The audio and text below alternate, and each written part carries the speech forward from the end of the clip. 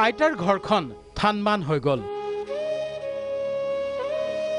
সৰুধনহঁতৰ কঠিয়াবোৰ গেলি গ'ল নাৱে ঠিকনা হ'ল ৰজবৰ পৰিয়ালৰ শোণিতপুৰৰ বৰচলাৰ নবীন ননকে গাঁৱৰ এইগৰাকী আইতাই পানী শুকুৱাৰ পাছত ঘৰলৈ ঘূৰি আহি খুচৰি চাইছে তালি টোপোলাবোৰ ঘৰখনৰ লাম লাকতো কাপোৰ কানি সকলো বলিয়াবানে নষ্ট কৰি থৈ গ'ল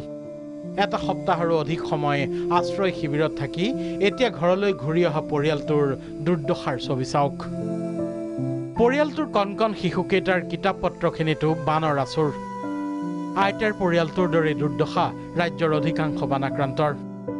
বলিয়া বানে ঘৰে ঘৰে নমালে বিভীষিকা আমাৰ বহুত বিপদ হৈ গ'ল একদম কাপোৰ কানি ক'ত মানুহ ক'ত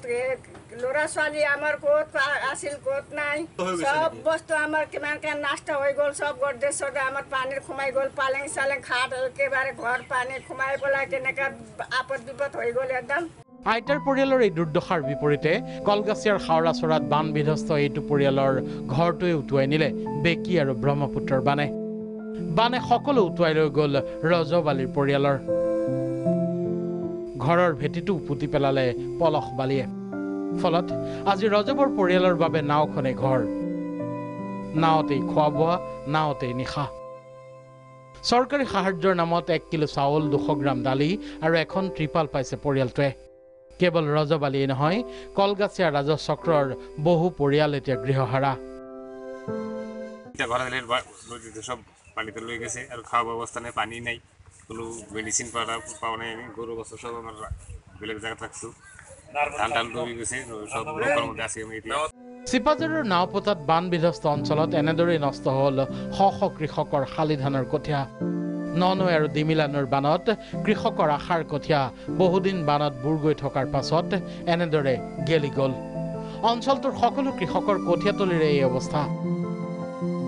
বানে সকলো শেষ কৰিলে এতিয়া কঠীয়াৰ অভাৱত শালি ধানৰ পথাৰো চন পৰিবলগীয়া পৰিস্থিতিত নিৰুপায় বানাক্ৰান্ত দুচকুৰে দেখিছে আন্ধাৰ আমাৰ এতিয়া মানে উপায় কোনো চলাৰ উপায় তাৰমানে একো নোহোৱাই হৈ গৈছে আৰু এতিয়া চলিবৰ কাৰণে এতিয়া ধৰ আমি খেতি কৰিম বুলিয়ে ভাবি আছিলোঁ খেতি কৰিম মানে ধান যিকোনো প্ৰকাৰে ধৰ কিনি হ'লেও আনিছিলোঁ বা কিবা কৰি হ'লেও যেইকেইটা কঠীয়া সেইকেইটা পাৰিলোঁহে পাৰি এতিয়া আৰু যেতিয়া পানীয়ে মাৰি নিলে ইয়াৰ আমাৰ অৱস্থা আৰু একো নাইয়ে যেতিয়া আগলৈকে কি কৰিম আমি এতিয়া ভাবি পোৱা নাই আৰু